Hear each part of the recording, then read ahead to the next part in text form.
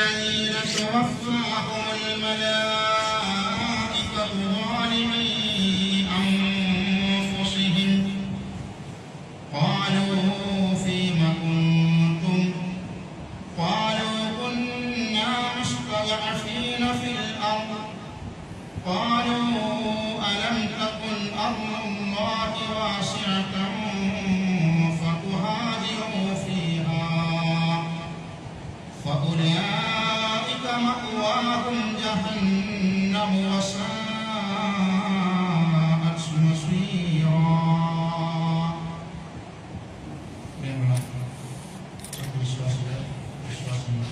അല്ലാഹുവിന്റെ വിധിവിലക്കുകൾ ജീവിതത്തിന്റെ സമസ്ത മേഖലകളിൽ പാലിച്ചുകൊണ്ട് യഥാർത്ഥ മുഗ്നികളായി മുത്തഖികളായി ജീവിതം മുന്നോട്ട് കൊണ്ടുപോകണമെന്ന് ആദ്യമായി നിർദ്ദേശിക്കുകയാണ് വസിയത്ത് ചെയ്യുന്നത്.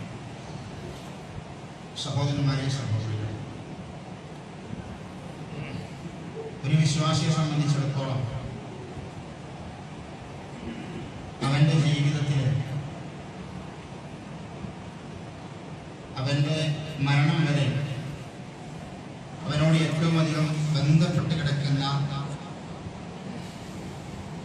ഒരു കാര്യമാണ് ഹിജ്റ വർഷവും ഹിജ്റ മാസങ്ങളും.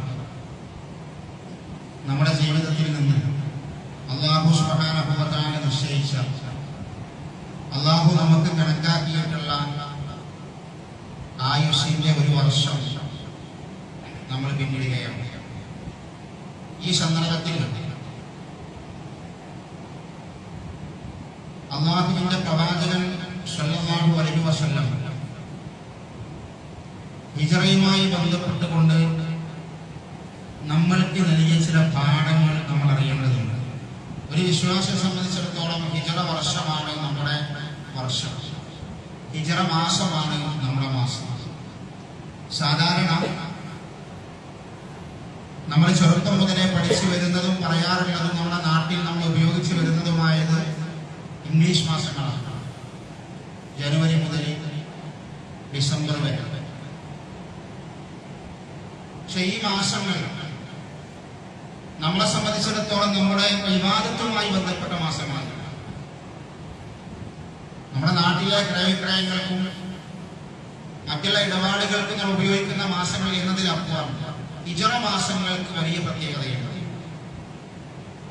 ഈ മാസങ്ങൾക്ക് ഇല്ലാത്ത പ്രത്യേകതയാണ് അല്ലാഹു സുബ്ഹാനഹു വ തആലയും റസൂലുള്ളാഹി സ്വല്ലല്ലാഹു അലൈഹി വസല്ലമയും ഹിജ്റ മാസങ്ങൾക്കും വർഷത്തിനും വെച്ചത്. നമ്മുടെ എല്ലാ ഇബാദത്തുകളും ഹിജ്റ വർഷവും മാസവുമായി ബന്ധപ്പെട്ടതാണ്. അല്ലാഹുവിന്റെ പ്രവാചകൻ സ്വല്ലല്ലാഹു അലൈഹി വസല്ലം മാസങ്ങളെ കുറിച്ച് പറഞ്ഞപ്പോൾ പെരുന്നാളിനാവട്ടെ, നോമ്പിനാവട്ടെ, ഹജ്ജിനാവട്ടെ, ഏത് കർമ്മങ്ങൾക്കാണെങ്കിലും മാസം കണക്കാക്കേണ്ടത് ഒരു വിശ്വാസിയെ സംബന്ധിച്ചിടത്തോളം കാഴ്ചയുടെ അടിസ്ഥാനത്തിലാണ്, കണക്കിന്റെ അടിസ്ഥാനത്തിലാണ്. ആ കാഴ്ചയുടെ അടിസ്ഥാനത്തിൽ ഒരു വിശ്വാസി മാസം കണക്കാക്കുമ്പോൾ ആ മാസം അറബി മാസങ്ങളാണ് നമ്മൾ കണക്കാക്കേണ്ടത്. അറബി മാസമാണ് നമ്മുടെ എല്ലാ ഇബാദത്തും ബന്ധപ്പെടുന്നത്. അറബി മാസവുമായി ബന്ധപ്പെട്ടാണ് നമ്മുടെ സുന്നത്ത് നോമ്പുകൾ വരുന്നത്. അറഫയാവട്ടെ, മുഹറമാവട്ടെ, അയ്യാമുൽ ബീദ് ആവട്ടെ, അതൊക്കെ അറബി മാസവുമായി ബന്ധപ്പെട്ടതാണ്. ആ അറബി മാസവുമായി ബന്ധപ്പെട്ട് തന്നെയാണ് ത്വലാഖ് വരുന്നത്. ഭാര്യ ഭർത്താവ് മരണപ്പെട്ടവരുടെ ഇദ്ദ, ത്വലാഖ് ചെയ്തവരുടെ കാലം. ഇതൊക്കെ ഇസ്ലാം പഠിപ്പിക്കുന്നത് അറബി മാസവുമായി, ഹിജ്റ വർഷവും ഹിജ്റ മാസവുമായി ബന്ധപ്പെട്ടത്. അത്രയും അഭേദ്യമായ ബന്ധമാണ് നമ്മളെ സംബന്ധിച്ചിടത്തോളം ഹിജ്റ മാസത്തിനും വർഷത്തിനുമുള്ളത്. അങ്ങനത്തെ ഒരു വർഷത്തിലാണ് നമ്മളെ സംബന്ധിച്ചിടത്തോളം. അല്ലാഹുവിന്റെ പ്രവാചകൻ സ്വല്ലല്ലാഹു അലൈഹി വസല്ലം അതിന് പ്രാധാന്യം നൽകിയിട്ടുണ്ടെങ്കിൽ ആ പ്രാധാന്യം സഹോദരന്മാരെ, സഹോദരികളെ നമ്മുടെ ജീവിതത്തിൽ ഉണ്ടായിരിക്കും. ഹിജ്റ മാസങ്ങൾ 12 ഉണ്ട്. അതൊന്ന് തെറ്റാതെ മുഹറം മുതൽ ദുൽഹജ്ജ് വരെ എത്ര ആളുകൾക്ക് ഓർഡർ ആയിട്ട് പറയാൻ അറിയാം? അത് നമ്മൾ പരിശോധിക്കുന്ന വിഷയമാണ്. ഇത് ജനുവരി മുതൽ ഡിസംബർ വരെ പറയുന്നത് പോലെയല്ല. നമ്മുടെ വിഭാഗത്തുമായി ബന്ധപ്പെട്ട മാസങ്ങളാണ്. എത്ര ആളുകൾക്ക് ആ 12 മാസം അറിയാം? ഓർഡർ പോട്ടെ, അതിന്റെ തർത്തീബ് പോകട്ടെ, ആ 12 മാസങ്ങൾ ഏതൊക്കെയാണ് എന്ന് പറയാൻ എത്ര ആളുകൾക്ക് അറിയാം? ഇനി അത് അറിയുന്നവർ തന്നെ എത്ര ആൾക്ക് അതിന്റെ ഓർഡർ അറിയാം, അതിന്റെ തർത്തീബ് അറിയാം? അതൊക്കെ നമ്മൾ അറിഞ്ഞിരിക്കേണ്ടതാണ്. നമ്മൾ നിൽക്കുന്ന ഹിജറ വർഷം ഏതാ നമ്മൾ അറിഞ്ഞിരിക്കണം. കലണ്ടർ മാറുമ്പോ 2025-26 നമ്മൾ അറിയും. അത് നമ്മൾ കൊട്ടിഘോഷിക്കും, അത് നമ്മുടെ സ്റ്റാറ്റസ്, അത് നമ്മൾ എല്ലാവരെയും വിളിച്ചറിയിക്കും. അതിന് ആളുകൾ ആഘോഷങ്ങൾ ഉണ്ടാക്കും. ഇസ്ലാമിൽ അതൊന്നും അല്ല. ഇസ്ലാമിന്റെ ഇതെല്ലാം ഇബാദത്താണ്. ഇതൊക്കെ ഇബാദത്തുമായി ബന്ധപ്പെട്ടാണ്. അതുകൊണ്ട് തന്നെ ആ മാസങ്ങളും ആ വർഷങ്ങളും സഹോദരന്മാരെ സഹോദരൻ നമ്മൾ അറിഞ്ഞിരിക്കണം. അള്ളാഹുവിന്റെ പ്രവാചകന്റെ സ്വഹാബിയായ ഉമർ ഫാറൂഖ് റളിയല്ലാഹു അൻഹു കാലഘട്ടത്തിലാണ് ഹിജ്റ വർഷം നിലവിൽ വരുന്നത്. അദ്ദേഹമാണ് ഹിജ്റ കലണ്ടർ രൂപീകരിക്കുന്നത്. ഉമർ ഫാറൂഖിന്റെ കാലഘട്ടത്തിൽ സ്വഹാബികളെല്ലാവരും ഒരുമിച്ച് കൂട്ടി അദ്ദേഹം ചോദിക്കുക, അദ്ദേഹം അവരോട് ചർച്ച നടത്തുകയാണ്. ഏത് കാര്യം, എവിടെ നിന്നാണ് നമ്മൾ വർഷം തുടങ്ങുന്നത്? 12 മാസങ്ങളുണ്ട്. എന്താണ് വർഷത്തിന് മാനദണ്ഡമായി കണക്കാക്കേണ്ടത്? പല ആളുകളുടെ അഭിപ്രായങ്ങളും പറഞ്ഞു. റോമക്കാരെ കണക്കാക്കുന്ന പോലെ കണക്കാക്കാം. പല ആളുകൾ പറഞ്ഞു അത് ക്രിസ്ത്യാനികളുടെ ശൈലിയാണ്, നമുക്ക് വേണ്ട. പേർഷ്യക്കാരെ നമുക്ക് അനുകരിക്കാം, അതും സ്വീകരിച്ചില്ല. അപ്പൊ ചില ആളുകൾ പറഞ്ഞു മുഹമ്മദ് മുസ്തഫ റസൂൽ കരീം സല്ലല്ലാഹു അലൈഹി വസല്ലം ജനിച്ച മാസം അല്ലെങ്കിൽ ജനിച്ചത് അത് നമുക്ക് എന്ത് ചെയ്യാം, ഒരു വർഷമായി തുടങ്ങാം. അതും ഉമർ ഫാറൂഖ് സ്വീകരിച്ചില്ല. ചില ആളുകൾ പറഞ്ഞു അല്ല, പ്രവാചകന്റെ മരണമാക്കാം, അല്ലാഹുവിന്റെ റസൂലിന്റെ വഫാത്ത് നമുക്കൊരു വർഷം തുടങ്ങാനാക്കാം. സ്വഹാബത്ത് അതും അംഗീകരിച്ചില്ല. കൂട്ടത്തിൽ സ്വഹാബികൾ പറഞ്ഞു ഇസ്ലാമിലെ ഏറ്റവും സംഭവബഹുലമായ ചരിത്രമാണ് ഹിജ്റ എന്ന് പറയുന്നത്. ഹിജ്റ എന്ന് പറഞ്ഞ ഇസ്ലാമിലെ ഏറ്റവും ചരിത്രം, ഓരോ വിശ്വാസിയെ സംബന്ധിച്ചിടത്തോളം അവന്റെ മനസ്സിന് ഒരുപാട് വേദന നൽകുന്നതും ഒരുപാട് ഗുണപാഠങ്ങളുമായ ചരിത്രമാണ് ഹിജ്റ. ഹിജ്റയാക്കാമെന്ന് പല സ്വഹാബികളും പറഞ്ഞു. ഉമർ ഫാറൂഖ് റളിയല്ലാഹു അൻഹു മറ്റു മുതിർന്ന സ്വഹാബികൾ അത് അംഗീകരിച്ചു. കാരണം ഹിജ്റ ഇസ്ലാമിലെ പ്രധാനപ്പെട്ട ഒരു ഘടകമാണ്. അതിന്റെ പിന്നിലെ കാരണങ്ങൾ നമ്മൾ അറിയണം. എന്താണ് ഹിജ്റ എന്നറിയണം. അതിന് ഇസ്ലാമിൽ വലിയ പ്രാധാന്യങ്ങൾ. എങ്ങനെയാണ് ഉമർ ഫാറൂഖ് റളിയല്ലാഹു അൻഹു ഹിജ്റ, അള്ളാഹുവിന്റെ പ്രവാചകന്റെയും സ്വഹാബത്തിന്റെയും ഹിജ്റ വർഷമായി, ഇസ്ലാമിന്റെ വർഷമായി കണക്കാക്കുന്നത്? അള്ളാഹുവിന്റെ പ്രവാചകൻ സല്ലല്ലാഹു അലൈഹി വസല്ലം മക്കയിലെ പ്രവാചകന്റെയും സ്വഹാബത്തിന്റെയും ജീവിതം കുടുസായി വരാൻ തുടങ്ങി. ജനിച്ച നാട്ടിലുള്ള ജീവിതം കുടുസായി വരാൻ തുടങ്ങി. ആ നാട്ടുകാരെ ആരെങ്കിലും മർദ്ദിച്ചിട്ടോ അല്ലെങ്കിൽ അവരെ ആക്ഷേപിച്ചിട്ടോ അല്ല. ഒരൊറ്റ വിഷയത്തിലാണ് അള്ളാഹുവിന്റെ പ്രവാചകന് സ്വഹാബത്തിനും മക്ക വിട്ട് മദീനയിലേക്ക് ഹിജ്റ പോവേണ്ടി വന്നത്. അതിനു മുൻപ് അബസീനിലേക്ക് ഹിജ്റ പോയിരുന്നു സ്വഹാബികൾ. ചെറിയ ഹിജ്റകൾ. വലിയ ഹിജ്റയ്ക്കുള്ള തീരുമാനം വന്നത് മദീനയിലേക്കാണ്. അന്ന് മദീനയല്ല, അന്ന് യത്രിബാണ്. മദീനയുടെ പഴയ പേര് യത്രിബാണ്. റസൂലുള്ളാഹി സ്വല്ലല്ലാഹു അലൈഹി വസല്ലമ ഹിജ്റ പോയി മദീനയിൽ വന്ന് അവിടെ ഒരു ഇസ്ലാമിക ഭരണമൊക്കെ സ്ഥാപിച്ചതിന് ശേഷമാണ് മദീനത്തുർ റസൂൽ സ്വല്ലല്ലാഹു അലൈഹി വസല്ലം പേര് വരുന്നത്. അതിനുശേഷമാണ് അൽ മദീന മുനവ്വറ വരുന്നത്. ആദ്യം യത്രിബാണ്. അള്ളാഹുവിന്റെ പ്രവാചകൻ സ്വല്ലല്ലാഹു അലൈഹി വസല്ലമയും സ്വഹാബത്തും പീഡനങ്ങളും പ്രയാസങ്ങളും അനുഭവിച്ചുകൊണ്ട് ജീവിക്കാൻ ലാ ഇലാഹ ഇല്ലല്ലാഹ് പറഞ്ഞതിന്റെ പേരിൽ ആദ്യമൊക്കെ സ്വകാര്യം പറഞ്ഞിരുന്നത്, പരസ്യമായി പറഞ്ഞില്ല. മർദ്ദനങ്ങളും പീഡനങ്ങളും കൂടുമെന്ന് വിചാരിച്ച രഹസ്യമായിട്ട് അവർ നടത്തിയത്. ഉമർ ഫാറൂഖ് റളിയല്ലാഹു അൻഹു ഇസ്ലാമിലേക്ക് വന്നപ്പോഴാണ് അല്ലാഹുവിന്റെ റസൂൽ കരീം സല്ലല്ലാഹു അലൈഹി വസല്ലമക്ക് കുറച്ച് ധൈര്യം കിട്ടി. അല്ലാഹുവിന്റെ പ്രവാചകൻ മക്കയിലെ പ്രമാണിമാരെ എല്ലാവരെയും വിളിച്ചിട്ട് അല്ലാഹുവിന്റെ പ്രവാചകൻ സല്ലല്ലാഹു അലൈഹി വസല്ലമ ലാ ഇലാഹ ഇല്ലല്ലാഹ് അവരെ പഠിപ്പിക്കാൻ. ആ സമയത്താണ് അല്ലാഹുവിന്റെ റസൂലിനോട് പ്രവാചകന്റെ ശത്രുവായ അബൂ ജഹൽ എഴുന്നേറ്റ് കൊണ്ട് പറയുന്നത്, തബ്ബലക യാ മുഹമ്മദ്, അലിഹാദാ ജമഅതനാ, ഇതിനാണോ മുഹമ്മദ് നീ ഞങ്ങളെ ഇവിടെ ഒരുമിച്ച് കൂടിയത്? നീ നശിക്കട്ടെ എന്ന് പറഞ്ഞു. ആ സമയത്താണ് അല്ലാഹു സുബ്ഹാനഹു വ തആല തബ്ബത് യദാ അബീ ലഹബിൻ വ തബ്ബ എന്നുള്ള സൂറത്ത് ഇറക്കുന്നത്. മുഹമ്മദ് നബി അല്ല നശിക്കുന്നത്, അബൂലഹബാണ് നശിക്കുന്നത്. അത് യാഥാർത്ഥ്യമായി അബൂലഹബിന്റെ മരണം ചരിത്രം പറയുന്നുണ്ട്. അബൂലഹബിന്റെ മരണം ചരിത്രം പറയുന്നുണ്ട്. ആർക്കും വേണ്ടാതെ ചീഞ്ഞ നാറി മുഷിഞ്ഞി അവസാനം ജനങ്ങൾ എല്ലാവരും കൂടെ ദുർഗന്ധം വമിച്ചിട്ട് ഒഴിഞ്ഞ സ്ഥലത്തേക്ക് വലിച്ചെറിയപ്പെട്ടു എന്നാണ് ചരിത്രം അബൂലഹബിനെ കുറിച്ച് പറയുന്നത്. എന്താ കാരണം? ഖുർആൻ പഠിപ്പിച്ചു.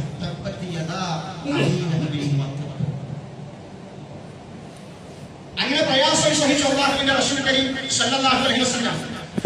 ആ പ്രയാസം സഹിക്കാൻ കഴിയാതെ ആയപ്പോഴാണ് അല്ലാഹുവിന്റെ റസൂൽ അല്ലാഹുവിന്റെ ഓർഡർ പ്രകാരം മദീനയിലേക്ക് ഹിജ്റ പോയത്. ആദ്യം റസൂൽ പോയില്ല, സ്വഹാബത്തിനെ പറഞ്ഞയച്ചു. അല്ലാഹുവിന്റെ റസൂൽ അല്ലാഹുവിന്റെ ഓർഡറിന് വേണ്ടി കാത്തിരിക്കുക. റസൂലിന് പ്രത്യേക ഓർഡർ വരും. അബൂബക്കർ സിദ്ദീഖ് റളിയല്ലാഹു അൻഹു ഹിജ്റയ്ക്ക് വേണ്ടി പുറപ്പെട്ടു. അപ്പൊ റസൂൽ തടഞ്ഞു വെച്ചു, പോകാനായിട്ടില്ല എന്ന് പറഞ്ഞു. സിദ്ദീഖിൽ എപ്പോഴും വല്ലാത്ത താല്പര്യമാണ് റസൂലിന്റെ കൂടെ പോകാൻ. റസൂൽ തടഞ്ഞു വെച്ചു. അപ്പൊ എന്താ പ്രശ്നം ചോദിച്ചു. അത് പിന്നെ പറയാന്ന് പറഞ്ഞു. പിന്നെ അല്ലാഹുവിന്റെ റസൂൽ കുറച്ച് ദിവസങ്ങൾക്ക് ശേഷമാണ് സിദ്ദീഖിനെ വിളിച്ചുകൊണ്ട് പറയുന്നത്, എന്റെ സുഹൃത്ത് ലഭിച്ച് എന്റെ കൂടെ ഹിജ്റയ്ക്കുള്ള അനുവാദം താങ്കൾക്കുമുണ്ട്. അല്ലാഹുവിന്റെ പ്രവാചകന്റെ സ്വഹാബി സിദ്ദീഖുൽ അക്ബർ മകൾ ആയിഷ ബീവി പറയാണ്, എന്റെ വാപ്പ സന്തോഷം കൊണ്ട് അത്ര ചിരിച്ചൊരു ദിവസം വേറെ ഉണ്ടായിട്ടില്ല. സന്തോഷം കൊണ്ട് അതുപോലെ കരഞ്ഞ മറ്റൊരു ദിവസം ഉണ്ടായിട്ടില്ല. സന്തോഷം കൊണ്ട് കരയുക, കണ്ണീർ വരും. അങ്ങനത്തെ ഒരു കണ്ണീർ, സന്തോഷത്തിന്റെ കണ്ണീർ എന്റെ വാപ്പാക്ക് പിന്നെ ഞാൻ ഇതുപോലെ കണ്ടിട്ടില്ല. എന്താ കാരണം? റസൂലുള്ളാഹിന്റെ കൂടെ, റസൂലുള്ളാഹിന്റെ സ്വാഹിബായി, റസൂലുള്ളാഹിന്റെ കൂട്ടുകാരനായി ഹിജ്റയ്ക്കുള്ള അനുവാദം അല്ലാഹു നൽകി. സിദ്ദീഖുൽ അക്ബർ ആ സന്തോഷമായി. അല്ലാഹുവിന്റെ റസൂൽ ഹിജ്റയ്ക്ക് പോകുന്നതിന് മുൻപ് മക്കയിലെ മുശ്രിക്കീങ്ങൾ റസൂലുള്ളാഹിനെ കൊല്ലാൻ വേണ്ടി തീരുമാനിച്ചു. റസൂലുള്ളാഹിന്റെ വീട് വളഞ്ഞ് കൊല്ലാനാണ് തീരുമാനിച്ചത്. രാത്രി മുശ്രിക്കീങ്ങൾ വന്ന് വീട് വളഞ്ഞു. അവർക്ക് വീട് തള്ളിത്തുറന്ന് റസൂലുള്ളാഹിനെ വധിക്കാമായിരുന്നു. പക്ഷെ അറബികൾക്കൊരു ശൈലിയുണ്ട്. അറബികൾക്ക് അവരുടേതായ ചില സമ്പ്രദായങ്ങളുണ്ട്. വീട്ടിലുള്ള സ്ത്രീകൾ ഉച്ചത്തിൽ കരഞ്ഞു. വീട്ടിലുള്ള സ്ത്രീകൾ കരഞ്ഞാൽ വീട് കയറി ആക്രമിക്കുന്ന സ്വഭാവം അറബികൾക്കില്ല. ആ വിഷയത്തിൽ അവർ മാന്യന്മാരാണ്. വീട് തള്ളി തുറന്ന് സ്ത്രീകൾ ആക്രമിക്കുന്ന സ്വഭാവം എന്നവർക്കില്ല. അല്ലാഹുവിന്റെ പ്രവാചകന്റെ വീട്ടിൽ അല്ലാഹുവിന്റെ റസൂൽ അന്ന് ഖദീജ ബീവിന്റെ വീട്ടിലാണ്. ഖദീജ ബീവിന്റെ വീട്ടിൽ നിന്നാണ് ഹിജ്റ തുടങ്ങുന്നത്. അല്ലാഹുവിന്റെ പ്രവാചകൻ ഖദീജ ബീവിന്റെ വീട്ടിൽ അന്ന് താമസിക്കുമ്പോൾ അല്ലാഹുവിന്റെ റസൂൽ അലി ഇബ്നു അബീ ത്വാലിബിനെ കൂടെ കിടത്തിയിരുന്നു. രാത്രി അല്ലാഹുവിന്റെ റസൂൽ അലി ഇബ്നു അബീ ത്വാലിബിനെ അല്ലാഹുവിന്റെ റസൂൽ ഒരു പച്ച കളറുള്ള പുതപ്പ പുതച്ച് കിടന്നിരുന്നത്. ആ പച്ച കളറുള്ള പുതപ്പ് അല്ലാഹുവിന്റെ റസൂൽ രാത്രി എഴുന്നേറ്റിട്ട് അലി ഇബ്നു അബീ ത്വാലിബിന്റെ പുറത്തിട്ട് കൊടുത്തു. അല്ലാഹുവിന്റെ റസൂൽ രാത്രിയിൽ ഇവര് വീട് വളഞ്ഞിരിക്കുന്ന ഈ സമയത്ത് അല്ലാഹുവിന്റെ റസൂൽ ഒരു പിടി മണൽ വാരിയിട്ട് ശത്രുക്കളുടെ മുഖത്തേക്ക് എറിഞ്ഞിട്ട് അല്ലാഹുവിന്റെ റസൂൽ അവിടെ യാത്ര പുറപ്പെട്ടു. അത് അല്ലാഹുവിന്റെ റസൂലിനെ മോചിതത്താണ്. ആ ഭൂമികൾ, ആ മണ്ണ് അവിടെ കണ്ണിലേക്ക് പതിച്ചു. പ്രവാചകൻ പോയതവർ അറിഞ്ഞില്ല. സല്ലല്ലാഹു അലൈഹി വസല്ലം അവരിടയ്ക്കിടയ്ക്ക് വീട്ടിലേക്ക് നോക്കും. കട്ടിലിൽ ആളുണ്ട്, മുഹമ്മദ് നബി ഉണ്ട്. അവർ വിശ്വസിച്ചു. രാവിലെയായി വാതിൽ തുറന്നു. അവർ പ്രവാചകനെ കൊല്ലാൻ വേണ്ടി മുന്നോട്ട് വന്നപ്പോൾ ഇറങ്ങി വരുന്നത് അലി ഇബ്നു അബീ ത്വാലിബാണ്. അവർക്ക് ദേഷ്യമായി. അന്ന് അലി ഇബ്നു അബീ ത്വാലിബ് ചെറിയ കുട്ടിയാണ്. അദ്ദേഹത്തെ പിടിച്ചവർ മർദ്ദിച്ചു. 3 ദിവസത്തോളം ബന്ദിയാക്കി അദ്ദേഹത്തെ. അല്ലാഹുവിന്റെ പ്രവാചകന് വേണ്ടി എന്ത് ത്യാഗവും സഹിക്കാൻ തയ്യാറായിരുന്ന അലി ഇബ്നു അബീ ത്വാലിബ്, റസൂലുള്ള വളർത്തിയ കുട്ടിയാണ് അലി ഇബ്നു അബീ ത്വാലിബ്. അല്ലാഹുവിന്റെ റസൂൽ വല്ലാതെ സ്നേഹിച്ച് വളർത്തിയ 2 മക്കളുണ്ട്. ഒന്ന് സ്വന്തം മകൾ ഫാത്തിമ ബീവി, രണ്ടാമത്തേത് അല്ലാഹുവിന്റെ പ്രവാചകന്റെ പുത്രൻ അലി ഇബ്നു അബീ ത്വാലിബ്. 2 റസൂലുള്ളാഹിന്റെ മക്കളാണ്. അതുകൊണ്ടാണ് അല്ലാഹുവിന്റെ പ്രവാചകൻ ഫാത്തിമ ബീവിയെ അലി ഇബ്നു ത്വാലിബ് കല്യാണം വരെ കഴിച്ചു കൊടുത്തത്.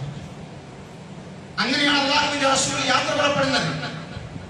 ആ യാത്രയിൽ സിദ്ദീഖുൽ അക്ബറിനെയും കൂട്ടി അല്ലാഹുവിന്റെ റസൂൽ നേരെ പോകുന്നത് സൗർ ഗുഹയിലേക്കാണ്. സൗർ ഗുഹയിലേക്കാണ് പുറപ്പെടുന്നത്. സൗർ ഗുഹയിലേക്ക് പുറപ്പെടുന്ന ആ സമയത്താണ് ഖുറൈശികൾ പ്രഖ്യാപിക്കുന്നത്. കാരണം മുഹമ്മദ് നബി രക്ഷപ്പെട്ടല്ലോ, അവർ പ്രഖ്യാപിച്ചു മുഹമ്മദ് നബിയുടെയും അബൂബക്കർ സിദ്ദീഖിന്റെയും തലയുമായി വരുന്നവർക്ക് രണ്ടാൾക്കും, മുഹമ്മദ് നബിക്ക് മാത്രമല്ല രണ്ടാളുടെയും പ്രഖ്യാപനം. അബൂബക്കർ സിദ്ദീഖിന്റെയും മുഹമ്മദ് നബിയുടെയും തലയുമായി വരുന്നവർക്ക് 100 ഒട്ടകം സമ്മാനം. ഈ വാർത്ത കേട്ട ഉടനെ സഹോദരന്മാരെ, സഹോദരികളെ, അള്ളാഹുവിന്റെ പ്രവാചകനും സ്വഹാബികളും സിദ്ദീഖുൽ അക്ബറിന്റെ മകനും കൂടെയുണ്ട്. അവര് സൗർ ഗുഹയിലേക്ക് ആരും കാണാതെ അവിടെ താമസിക്കാൻ വേണ്ടി, ഹിജ്റയ്ക്ക് വേണ്ടി തയ്യാറെടുക്കാൻ സൗർ ഗുഹയിൽ പോയി അവർ താമസിച്ചു. അവിടെ 3 ദിവസത്തോളം അവിടെ സൗർ ഗുഹയിൽ താമസിച്ചു. ആ സൗർ ഗുഹയിലേക്ക് പോകുന്ന സമയത്താണ് ഖുറൈശികളുടെ ഈ പ്രഖ്യാപനം കേട്ട് 100 ഒട്ടകം സമ്മാനം കിട്ടും എന്നുള്ള ഈ പ്രഖ്യാപനം കേട്ട് മുശ്രിക്കീങ്ങളുടെ അന്നത്തെ പ്രധാന നേതാവായിരുന്ന സുറാഖത്ത് ബിൻ മാലിക് എന്ന് പറയുന്ന മുശ്രിക്കിന്റെ നേതാവ് പുറപ്പെട്ടു. അദ്ദേഹത്തിന് വിവരം കിട്ടി, ഇന്ന സ്ഥലത്തിലൂടെ പ്രവാചകൻ സിദ്ദീഖിലേക്ക് പോകുന്നത് വിവരം കിട്ടി. അദ്ദേഹം തന്റെ കുതിരപ്പുറത്ത് അങ്ങോട്ട് പുറപ്പെട്ടു. സുറാഖത്ത് ബിൻ മാലിക് ആ കുതിരയുമായിട്ട് പ്രവാചകന്റെ അടുക്കിലേക്ക് പുറപ്പെട്ടു. റസൂലുള്ളാഹിയെ സിദ്ദീഖ് പറയുമ്പോൾ അദ്ദേഹം കണ്ടു. ഹദീസിൽ അല്ലാഹുവിന്റെ പ്രവാചക സ്വഹാബികൾ പറയാണ്, വകാന സുറാഖ ലമ്മ അലി അന്ന ഖുറൈശൻ ജാലത്ത് മിഅത്തൻ മിനൽ ഇബിൽ, 100 ഒട്ടകം സമ്മാനം നിശ്ചയിച്ചപ്പോൾ സുറാഖത്ത് തന്റെ കുതിരയുമായിട്ട് അല്ലാഹുവിന്റെ പ്രവാചകന്റെയും സിദ്ദീഖ് അക്ബറിന്റെയും തലയെടുക്കാൻ വേണ്ടി പുറപ്പെട്ട ആ സമയം റസൂലുള്ളാഹിന്റെ തൊട്ടടുത്ത് സിദ്ദീഖുൽ അക്ബറിന് ചെറിയൊരു പേടി. റസൂലുള്ളാഹിക്ക് ബേജാറൊന്നുമില്ല. സിദ്ദീഖുൽ അക്ബർ പിറകിലേക്ക് തിരിഞ്ഞു നോക്കിയപ്പോൾ സുറാഖത്ത് തന്റെ കുതിരപ്പുറത്ത് അവരെ പിടിക്കാൻ വന്നിട്ടുണ്ട്. ആ സമയത്ത് സിദ്ദീഖുൽ അക്ബർ പറഞ്ഞു, യാ റസൂലല്ലാഹ്, അത്വലബ യാ റസൂലല്ലാഹ്, അല്ലാഹുവിന്റെ റസൂലേ, പിന്നിൽ ആള് വരുന്നുണ്ടല്ലോ, സുറാഖ വരുന്നുണ്ടല്ലോ. അല്ലാഹുവിന്റെ റസൂൽ പറഞ്ഞു, ലാ തഖഫ്, നീ പേടിക്കണ്ട, നീ പേടിക്കണ്ട. അല്ലാഹുവിന്റെ റസൂൽ അപ്പോൾ പ്രാർത്ഥിച്ചു, അല്ലാഹുമ്മ ക്ഫിനീഹി ബിമാ ശിഅത. പ്രവാചകന്റെ പ്രാർത്ഥന, അല്ലാഹുമ്മ ക്ഫിനീഹി ബിമാ ശിഅത, അല്ലാഹു രക്ഷപ്പെടുത്തും. റസൂലുള്ളാഹിന്റെ പ്രാർത്ഥനയാണ്. സുറാഖത്ത് തന്റെ കുതിരപ്പുറത്ത് വന്ന് അല്ലാഹുവിന്റെ റസൂലിനെ പിടിച്ച് തല വെട്ടിയിട്ട് ഈ തലയുമായിട്ട് മക്കയിലേക്ക് മടങ്ങാനുള്ള തയ്യാറെടുപ്പിലാണ്. 2 ഓർഡറാണ്, ജീവനോടെ വന്നാലും കിട്ടും 100 ഒട്ടകം, കൊലപ്പെടുത്തിയിട്ട് ആ മയ്യത്തിന്റെ തലയുമായി വന്നാലും കിട്ടും 100 ഒട്ടകം. അങ്ങനെ തീരുമാനം. സന്തോഷത്തോടെ ഇദ്ദേഹം വിളിച്ചാണ്, കാരണം ഇത് കിട്ടി കഴിഞ്ഞില്ല. അപ്പോഴാണ് റസൂലുള്ളാഹി പ്രാർത്ഥിക്കുന്നത്. തൊട്ടടുത്തെത്തിയപ്പോൾ സുറാഖയുടെ കുതിരയെ കുറിച്ച് ഹദീസിൽ പറയുന്നത്, സുറാഖത്ത് ബിൻ മാലിക്കിന്റെ കുതിരയുടെ 4 കാലും ഭൂമിയിൽ ആണ്ടുപോയി. 4 കാലും ഭൂമിയിൽ ആണ്ടുപോയി. ചരിത്രം പറയുന്നത് മണലല്ല, പാറയെപ്പോലെ ഉറച്ച ഭൂമിയാണ്. വെള്ളമുള്ളതല്ല, ചടിയുള്ളതല്ല, പൂറ്റിപ്പോവാൻ പാറയെപ്പോലെ ഉറച്ച ആ സ്ഥലത്ത് കുതിരയുടെ 4 കാലും ഭൂമിയിലേക്ക് ഇറങ്ങിപ്പോയി. സുറാഖത്ത് കുതിരപ്പുറത്തുനിന്ന് വീണു. അദ്ദേഹം എഴുന്നേൽക്കാൻ വേണ്ടി ശ്രമിച്ചു, വീണ്ടും വീണു. 3ാമതും കുതിരയും ശ്രമിച്ചു, അദ്ദേഹം ശ്രമിച്ചു, എഴുന്നേൽക്കാൻ കഴിയുന്നില്ല. ഭൂമിയിലേക്ക് ആണ്ടുപോകുന്നു. അദ്ദേഹം ആകെ ബേജാറായി. റസൂലുള്ളാഹിയും സ്വഹാബത്തും ഇത് കാണുകയാണ്. ആ സമയത്ത് സുറാഖത്ത് റസൂലുള്ളാഹിന്റെ തലയെടുക്കാൻ വേണ്ടി വന്ന സുറാഖത്ത് അവസാനം പ്രവാചകനോട് കെഞ്ചുന്ന ഒരു സന്ദർഭമുണ്ട്. റസൂലുള്ളാഹിക്ക് എന്തും ചെയ്യാമായിരുന്നു. റസൂൽ അവസാനം ഭൂമിയിലേക്ക് ഇങ്ങനെ ആണ്ടുപോയി, എഴുന്നേൽക്കാൻ കഴിയില്ല, കുഴഞ്ഞു വീഴണം. അവസാനം സുറാഖത്ത് പറയാണ്, യാ മുഹമ്മദ്, ഫനാദാ യാ മുഹമ്മദ്, ഉജ്ബ റബ്ബക കൈ യുനജ്ജിനി. മുഹമ്മദേ, നിന്റെ റബ്ബിനോടൊന്ന് പ്രാർത്ഥിക്കുമോ, എന്നെ ഒന്ന് രക്ഷപ്പെടുത്താൻ. സുറാഖത്തിന് മനസ്സിലായി മുഹമ്മദിന് പറയുന്ന റബ്ബാണ് യഥാർത്ഥ റബ്ബ്, അത് സത്യമാണെന്ന് മനസ്സിലായി. അദ്ദേഹം പറയാണ്, നിന്റെ റബ്ബിനോടൊന്ന് പ്രാർത്ഥിക്കുമോ, എന്നെ ഒന്ന് രക്ഷപ്പെടുത്താൻ. എന്നിട്ട് അദ്ദേഹം പറയുന്ന വാചകമുണ്ട്, എന്നെ രക്ഷപ്പെടുത്തിയാൽ എന്നിൽ നിന്ന് ഒരു ഉപദ്രവം നിങ്ങൾക്കുണ്ടാവില്ല, നിങ്ങൾക്ക് ഞാൻ പറഞ്ഞു കൊടുക്കില്ല, ഒരു ഉപദ്രവം ഉണ്ടാവില്ല. അള്ളാഹുവിന്റെ റസൂൽ പ്രാർത്ഥിച്ചു. അള്ളാഹുവിന്റെ റസൂൽ ആ സമയത്ത് റബ്ബിനോട് പ്രാർത്ഥിച്ചു. സുറാഖത്ത് രക്ഷപ്പെട്ടു. കുതിര എഴുന്നേറ്റു, സുറാഖത്ത് എഴുന്നേറ്റു. അവര് പിന്നീട് അള്ളാഹുവിന്റെ പ്രവാചകന് കാവൽക്കാരാവുകയാണ്. റസൂലുള്ളാഹി പറഞ്ഞു കൊടുത്തില്ല, അന്ന് അവർ ഇസ്ലാമിലേക്ക് വന്നിട്ടുണ്ട്. ഇത് സത്യമാണെന്ന് മനസ്സിലാക്കി ഇസ്ലാമിലേക്ക് അദ്ദേഹം വന്നില്ല. പക്ഷേ റസൂലുള്ളാഹിനെ പ്രൊട്ടക്ട് ചെയ്തു അദ്ദേഹം മക്ക ഫതീഹ ഇസ്ലാമിലേക്ക്. ഞാൻ പറയുന്നത് അള്ളാഹുവിന്റെ പ്രവാചകൻ സ്വല്ലല്ലാഹു അലൈഹി വസല്ലമക്ക് അള്ളാഹുവിന്റെ സഹായം ഉണ്ടായി. പ്രതിസന്ധി ഘട്ടങ്ങളിൽ പ്രയാസങ്ങളുടെ സന്ദർഭത്തിൽ അള്ളാഹു സുബ്ഹാനഹു വ തആല അള്ളാഹുവിന്റെ റസൂലിനെ സഹായിച്ചു. ഹിജ്റയുടെ പ്രധാനപ്പെട്ട പാഠമാണ്. ഒരാൾക്കും തകർക്കാൻ കഴിയില്ല, ഒരാൾക്കും ഒന്നിനും സാധിക്കില്ല. എന്താ കാണുന്നത്? നിങ്ങൾ കറ കളഞ്ഞ തൗഹീദും കറ കളഞ്ഞ തവക്കലും നമുക്കുണ്ടായിരുന്നു. അതായിരുന്നു അള്ളാഹുവിന്റെ പ്രവാചകനും സ്വഹാബത്തിനും ഉണ്ടായത്. നിങ്ങൾക്കറിയോ, സിദ്ദീഖുൽ അക്ബർ മദീനയിലേക്ക് റസൂലുള്ളാഹിനെ കൂടെ യാത്ര പോകുമ്പോൾ ഹിജ്റ പോകുമ്പോൾ പേടിയ സിദ്ദീഖുൽ അക്ബർ ഇടയ്ക്കിടയ്ക്ക് ബാഗിലേക്ക് തിരിഞ്ഞു നോക്കും. ഇടയ്ക്ക് റസൂലുള്ളാഹിനെ മുന്നിൽ നടക്കും, പിന്നെ ബാക്കിൽ നടക്കും, സൈഡിൽ നടക്കും, വലതുഭാഗത്ത് നടക്കും. അപ്പൊ റസൂൽ ചോദിച്ചു, എന്താണ് അബൂബക്കർ നീ കാണിക്കുന്നത്? എന്താ പ്രശ്നം? എന്താണ് നിന്റെ പ്രശ്നം? കുറച്ച് മുന്നിൽ നടക്കും, പിന്നെ ബാക്കിൽ നടക്കും, പിന്നെ സൈഡിൽ നടക്കും, എന്താ പ്രശ്നം? അപ്പൊ സിദ്ദീഖുൽ അക്ബർ പറഞ്ഞു, അള്ളാഹുവിന്റെ റസൂലേ, ശത്രുക്കൾ എങ്ങാനും മുന്നിലൂടെ വന്നാലോ പിന്നിലൂടെ വന്നാലോ എന്റെ പ്രശ്നമല്ല റസൂലേ, താങ്കളുടെ ശരീരത്തിൽ കുറേ പാടില്ല, അതെനിക്ക് സഹിക്കാൻ കഴിയില്ല.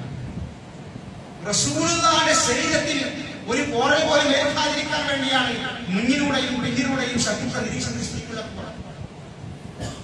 അങ്ങനെയാണ് അവര് ആ ഗുഹയിൽ അഭയം പ്രാപിക്കുന്നത്. അല്ലാഹു സുബ്ഹാനഹു വ തആല വിശുദ്ധ ഖുർആനിലെ ആയത്തിലൂടെ സിദ്ദീഖുൽ അക്ബറിന്റെ പേടി മാറ്റിയാണ്. അല്ല സിദ്ദീഖുൽ അക്ബർ, മാ അലന്നക യാ അബൂബക്കർ ബിസ്നൈനി അല്ലാഹു സാലിസുഹുമാ. അബൂബക്കറെ, നമ്മൾ രണ്ടാളും അല്ല, നമ്മൾ രണ്ടാളും മാത്രമല്ല, മൂന്നാമത്തെ ഒരാളും കൂടെ വരണ്ട്. അതാരാന്നറിയോ? അല്ലാഹയാണ്. നിങ്ങൾ ആലോചിച്ചാണ്, അതാണ് ഈമാൻ. നമ്മൾ രണ്ടാളും മാത്രമല്ല, നമ്മൾ പരാജയപ്പെടില്ല, നമ്മൾ കുടുങ്ങൂല, പ്രയാസം വരില്ല. മൂന്നാമത്തെ ഒരാളുണ്ട്, നമ്മുടെ കണ്ണുകളെ കൊണ്ട് കാണുന്നില്ല, നമ്മുടെ കൂടെയുണ്ട്. ആരാണത്? അല്ലാഹു. ഇന്നല്ലാഹ മഅനാ ലാ തഹ്സൻ ഇന്നല്ലാഹ മഅനാ. അബൂബക്കറെ, നീ ദുഃഖിക്കണ്ട, അല്ലാഹ് നമ്മുടെ കൂടെയുണ്ട്. അതാണ് ഈമാൻ സഹോദരൻ. അല്ലാഹുവിന്റെ പ്രവാചകൻ സ്വല്ലല്ലാഹു അലൈഹി വസല്ലമ ഹിജ്റയിലൂടെ മുസ്ലിം ലോകത്തെ പഠിപ്പിക്കുന്ന, സ്വഹാബത്തിനെ പഠിപ്പിച്ച, വിശ്വാസികളെ പഠിപ്പിച്ച വളരെ പ്രധാനപ്പെട്ട ഒരു സംഗതിയാണ്. മാത്രമല്ല, റസൂലുള്ളാഹി സ്വല്ലല്ലാഹു അലൈഹി വസല്ലമ ഹിജ്റ പോകുന്ന സമയത്ത് രണ്ടാമത്തെ ഒരു കാര്യം നമ്മൾ പഠിപ്പിച്ചതറിയോ? അള്ളാഹുവിന്റെ റസൂലുള്ളാഹിന്റെ എല്ലാ ഇടപാടും തീർക്കുന്ന പോയത്. ഇത് പ്രത്യേകം നമ്മൾ ശ്രദ്ധിക്കാം. ഒരു യാത്ര പോകുമ്പോഴേ, കുറച്ച് ദൂരം യാത്ര പോകുമ്പോൾ, അല്ലെങ്കിൽ കുറച്ച് കാലത്തേക്ക് എങ്ങോട്ടെങ്കിലും പോകുമ്പോൾ വളരെ പെട്ടെന്ന് തന്നെ നമ്മളുമായി ബന്ധപ്പെട്ട് ആരെങ്കിലും വല്ല ഇടപാട് നടത്തിയിട്ടുണ്ടെങ്കിൽ ആ ഇടപാടുകൾ വളരെ പെട്ടെന്ന് പൂർത്തിയാക്കി മടക്കി കൊടുക്കണമെന്നത് അള്ളാഹുവിന്റെ പ്രവാചകന്റെ ചരിത്രത്തിലൂടെ റസൂലുള്ളാഹി സ്വല്ലല്ലാഹു അലൈഹി വസല്ലമ നമ്മളെ പഠിപ്പിക്കുകയാണ്. അള്ളാഹുവിന്റെ പ്രവാചകൻ അന്ന് ഹിജ്റ പോകുന്ന സമയത്ത് അള്ളാഹുവിന്റെ റസൂൽ അലി ഇബ്നു അബീ ത്വാലിബിനെ വിളിച്ചു, വീട്ടിൽ കടത്തിയത്. ആ സമയത്ത് അള്ളാഹുവിന്റെ റസൂൽ അലി ഇബ്നു അബീ ത്വാലിബിനോട് പറഞ്ഞൊരു വാചകമുണ്ട്. അദ്ദേഹം പറയാൻ, റസൂൽ പറയണേ, അത് ഔദഅ ഇൻദഹു അമാനാത്തുൽ അഹ്ലി മക്ക. മക്കക്കാരുടെ കുറേ സാധനങ്ങൾ റസൂലുള്ളാഹിന്റെ കയ്യിലുണ്ട്. കുറേ സാധനങ്ങൾ എന്താ കാണുന്നറിയോ? അദ്ദേഹം അൽ അമീനാണ്. ഒരു കാര്യം ഏൽപ്പിക്കാൻ പറ്റിയ ആളാണ്, അതിന് വഞ്ചന കാണിക്കൂല.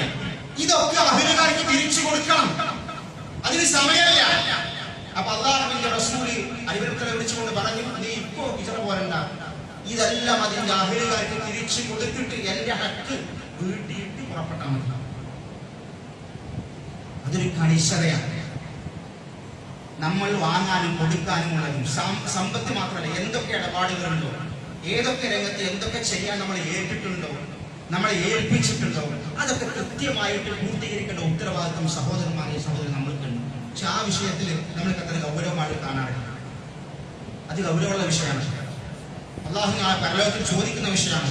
അതുകൊണ്ട് സഹോദരന്മാരെ സഹോദരങ്ങളെ, എത്ര ചെറിയ കാര്യമാണെങ്കിലും എത്ര ചെറുതാണെങ്കിലും ശരി, അവരവന്റെ ഉത്തരവാദിത്തങ്ങൾ വളരെ കൃത്യമായി പൂർത്തിയാക്കിയിട്ടില്ലെങ്കിൽ അള്ളാഹുവിന്റെ പ്രവാചകൻ പഠിപ്പിക്കുകയാണ്, നാളെ പരലോകത്ത് അള്ളാഹു സുബ്ഹാനഹു വ തആല അതിനെക്കുറിച്ച് നമ്മളോട് ചോദിക്കും. ഇടപാടുകൾ പ്രത്യേകം നമ്മൾ പൂർത്തീകരിക്കണം. രണ്ടാമത് അള്ളാഹുവിന്റെ പ്രവാചകൻ പഠിപ്പിച്ച മറ്റൊരു സംഗതി, അള്ളാഹുവിന്റെ പ്രവാചകൻ പഠിപ്പിക്കുന്നത് അള്ളാഹുവിന്റെ മതത്തിന് വേണ്ടിയിട്ട് തന്റെ ശരീരം കൊണ്ടും സമ്പത്ത് കൊണ്ടും ഒരാളെ ത്യാഗം ചെയ്താൽ അതിന് അള്ളാഹു സ്വർഗ്ഗം നൽകും. കോടീശ്വരനാണ് ശുഹൈബ് റളിയല്ലാഹു അൻഹു. കോടീശ്വരനാണ്, കോടീശ്വരൻ. നമ്മളെ എന്തെങ്കിലും ചില്ലറ സാധനങ്ങൾ ദീനിന് വേണ്ടി ചെലവാക്കുന്ന ആളല്ല, കോടീശ്വരനാണ്. അദ്ദേഹം മദീനയിലേക്ക് ഹിജ്റ പോരുന്ന സമയത്ത് അള്ളാഹുവിന്റെ പ്രവാചകനെയും സ്വഹാബിയെ മുസ്ലിമിൽ തടഞ്ഞു വെച്ചിട്ട് പറഞ്ഞു, സമ്പത്ത് ഇവിടെ വെച്ചത് അത് മക്കയിൽ ഉണ്ടാക്കിയതാണ്, എന്റെ തടി വാങ്ങി വെച്ചോ, സമ്പത്ത് തരൂല. അദ്ദേഹം എനിക്കിതിനൊന്നും പുല്ല് വരെയുള്ളത്. കോടാനിക്കോടി സമ്പത്തിന് നയാകാശിന്റെ വില അദ്ദേഹം പറഞ്ഞു, നിങ്ങൾക്ക് അത്ര ആവശ്യമുണ്ട്, അത് മുഴുവൻ ഉൾക്കൊള്ളും, അത് മുഴുവൻ ഉൾക്കൊള്ളും, എനിക്കെന്റെ ദീൻ മതി, എനിക്കെന്റെ ആദർശം മതി എന്ന് പറഞ്ഞുകൊണ്ട് അല്ലാഹുവിന്റെ പ്രവാചക സ്വഹാബി സുഹൈബ് മദീനയിലേക്ക് വന്നു. അല്ലാഹു റസൂൽ ഈ വാർത്ത അറിഞ്ഞു. സ്വഹാബികൾ പറഞ്ഞു, അല്ലാഹു റസൂലെ സ്വഹൈബിനെ തടഞ്ഞു വെച്ചു, അവര് സമ്പത്ത് മൊത്തം അവരെടുത്തു. സ്വഹൈബ് വെറും കൈയോടെ മടങ്ങി വരികയാണ്. ആര്? കോടീശ്വരൻ, ഒന്നുമില്ലാത്തവൻ, ഇട്ടെടുത്ത ഡ്രസ്സാണ്. ആ നാട്ടിലെ ഏറ്റവും വലിയ പണക്കാരൻ, കോടാനിക്കോടി സമ്പത്തുള്ള മനുഷ്യൻ മദീനയിലേക്ക് വരുന്നത് എടുത്ത ഡ്രസ്സാണ്. വേറെ ഡ്രസ്സ് മാറ്റിയെടുക്കാനില്ല, വേറെ ഡ്രസ്സ് മാറ്റിയെടുക്കാനില്ല, കഴിക്കാനും ഒന്നുമില്ല, പട്ടിണി. അപ്പൊ അല്ലാഹുവിന്റെ റസൂൽ പറഞ്ഞു, സുഹൈബ് ലാഭം കൊയ്തു, സുഹൈബിന് സ്വർഗ്ഗമുണ്ട്. അത് ഇസ്ലാമിന് വേണ്ടി ത്യാഗം ചെയ്ത സ്വഹാബി. അതുകൊണ്ട് സഹോദരന്മാരെ, സഹോദരികളെ, ഹിജ്റ നൽകുന്ന ഏറ്റവും പ്രധാനപ്പെട്ട ഒരു പാഠം ആത്മാർത്ഥമായി തെക്കുവയോടുകൂടി അള്ളാഹുവിന്റെ മാർഗത്തിൽ സമ്പത്ത് കൊണ്ടും ശരീരം കൊണ്ടും നമ്മൾ അള്ളാഹുവിന്റെ മാർഗത്തിൽ ചിലവഴിച്ചാൽ പരലോകത്ത് അതിന്റെ ഇരട്ടി അള്ളാഹു നൽകുമെന്നാണ് അള്ളാഹു സുബ്ഹാനഹു വ തആല നമുക്ക് എല്ലാവർക്കും തൗഫീഖ് നൽകി.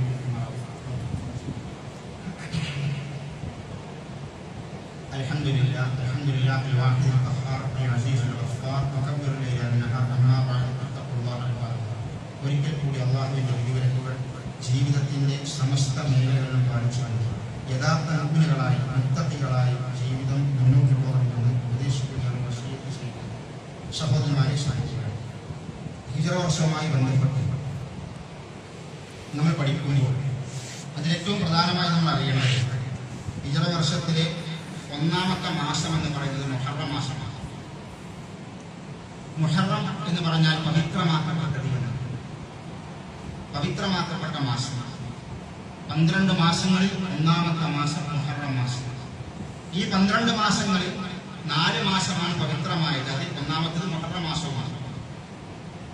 ഈ മുഹറം മാസത്തിൽ അള്ളാഹുവിന്റെ പ്രവാചകൻ സ്വല്ലല്ലാഹു അലൈഹി വസല്ലം മുഹറത്തിൽ ചില പ്രത്യേകത കൽപ്പിച്ചിട്ടുണ്ട്. മുഹറം മാസം അത് റസൂൽ കൽപ്പിച്ച പ്രത്യേകതയാണ്.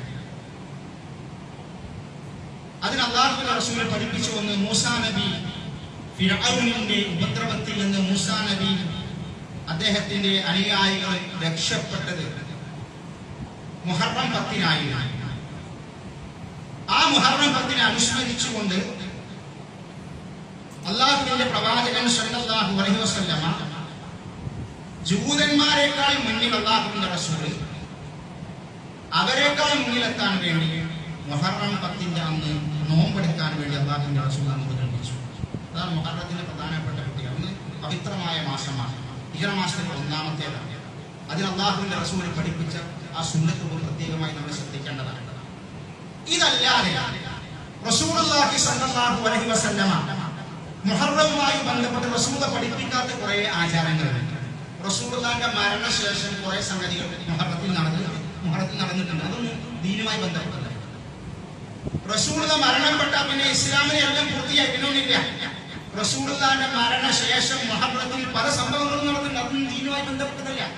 അതിൽപ്പെട്ട ഒന്നാണ് കർബലയിൽ വെച്ചുകൊണ്ട് അള്ളാഹുവിന്റെ പ്രവാചകന്റെ പേരക്കുട്ടികളെ കൊലപ്പെടുത്തിയത്. അത് മുഹറം മാസം നോമ്പുമായി ബന്ധപ്പെട്ടതല്ല. അത് ഇസ്ലാമിലെ ആരാധനയുമായി ബന്ധപ്പെട്ടതല്ല. ഇസ്ലാമിലെ ഒരു ഇബാദത്തുമായി ബന്ധപ്പെട്ട സംഗതിയേ അല്ല കർബല യുദ്ധം എന്ന് പറയുന്നത്. അങ്ങനെ കുറെ യുദ്ധങ്ങൾ മുഹറത്തിൽ നടന്നു പോയിട്ടുണ്ട്. ഇസ്ലാമിലെ ഇബാദത്തുമായി ബന്ധപ്പെട്ട മുഹറം മാസത്തെ നോമ്പ് മാത്രമാണ്. എന്നാൽ ഈ മുഹറം മാസത്തിൽ ഇതുപോലെ പല ആഘോഷങ്ങളും ആചാരങ്ങളും നടത്തുന്ന ആളുകൾ, അതിൽപ്പെട്ട ആളുകളാണ് ഷിയാക്കൾ. ഷിയാക്കൾക്ക് മുഹറം 10-ന് പല ആഘോഷങ്ങളുണ്ട്. മാറത്തടിച്ച് ശരീരത്തിൽ മുറിവാക്കി രക്തമൊലിപ്പിക്കുന്ന ഇബാദത്തുകളിലുള്ള ആളുകൾ ഷിയാക്കൾ. അവരാണ് ഈ കർബല യുദ്ധം ആഘോഷിക്കുന്ന ആളുകൾ. ഇസ്ലാമിൽ അതിന് യാതൊരു അടിസ്ഥാനമില്ല. രണ്ടാമത്തെ സംഗതി, മുഹറം മാസം 1 മുതൽ 10 വരെ, അതല്ലെങ്കിൽ മുഹറം മാസം മുഴുവനും എന്ന് പറയുന്ന ഒരു സംഗതി, നെഹസ് എന്ന് പറയുന്ന സംഗതി. നമ്മുടെ നാട്ടിലും അങ്ങനെ കുറെ ആളുകളുണ്ട്. ഈ നെഹസ് അത് ശരിക്കും ജൂതന്മാരുടെയും അമുസ്ലിമീങ്ങളുടെയും ഒക്കെ ആചാരമാണ്. മുസ്ലിമീങ്ങളുടെ ആചാരമല്ല നെഹസ്. എന്താ? ദുശ്ശകുനം, ശകുനം നോക്കുക. ഇപ്പോഴും നമ്മുടെ നാട്ടിൽ ചൊവ്വാഴ്ച നല്ല ദിവസമല്ല എന്ന് പറയുന്ന ആൾക്കാരുണ്ട്. അവർക്കത് ഇപ്പോഴും വിശ്വാസമാണ്. എനിക്കങ്ങനെ അനുഭവം ഉണ്ടായിട്ടുണ്ട്.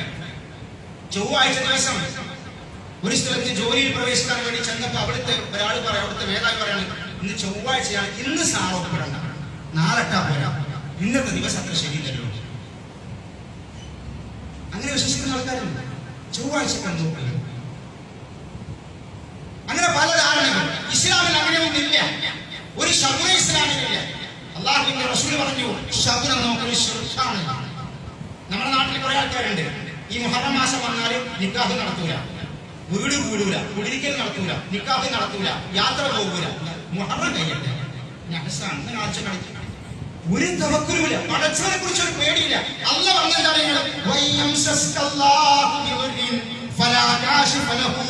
അല്ലാഹു സുബ്ഹാനഹു വ തആല ഒരാൾക്കൊരു ഉപദ്രവം തീരുമാനിച്ചാലേ അത് തടുക്കാൻ ആർക്കും കഴിയൂല.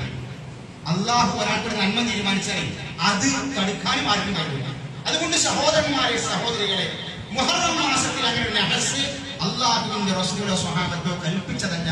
ഒരിക്കലും ആ ശിർക്ക് വിശ്വാസം നമ്മളിൽ ഉണ്ടാവാൻ പാടില്ല. അല്ലാഹു സുബ്ഹാനഹു വ തആല നമ്മളെ കാത്തുരക്ഷിക്കുമാറാവട്ടെ. اللهم اغفر للمؤمنين والمؤمنات والمسلمين والمسلمات الأحياء منهم والأموات إنك مجيب الدعوات يا قاضي الحاجات. اللهم أجرنا من النار، اللهم أجرنا من النار.